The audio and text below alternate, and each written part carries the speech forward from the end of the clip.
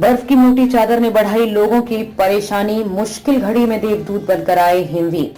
मौसम पूर्वानुमान में बताया गया कि जम्मू कश्मीर में समान में हल्के से लेकर आंशिक रूप से बादल छाए रह सकते हैं।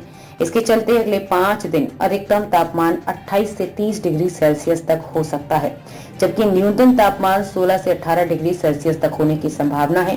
वहीं लद्दाख में ताजा हुई बर्फबारी से लोगों को परेशानियों का सामना करना पड़ा। कल यानी 4 और 5 अप्रैल को अलग अलग स्थानों पर हल्की वर्षा की संभावना जताई गई।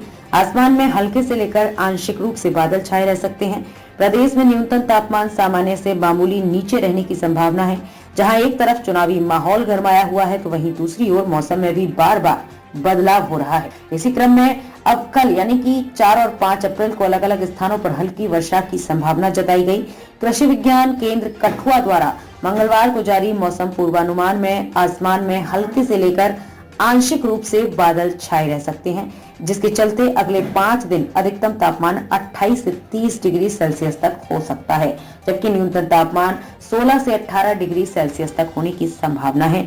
इस दौरान लगभग 1 किलोमीटर प्रति घंटे की गति से हवा उत्तर पूर्व दिशा में चल सकती है, जिसके चलते सुबह की सापेक्षिक आर्द्रता 60 से 70% तक, शाम की सापेक्षिक आर्द्रता इस अवधि के दौरान आर्द्रता 40 से 50% तक हो सकती है। विस्तारित रेंज पूर्वानुमान के अनुसार वर्षा और अधिकतम तापमान सामान्य सीमा से नीचे रह सकता है। इसी तरह न्यूनतम तापमान सामान्य से मामूली नीचे रहने की संभावना है।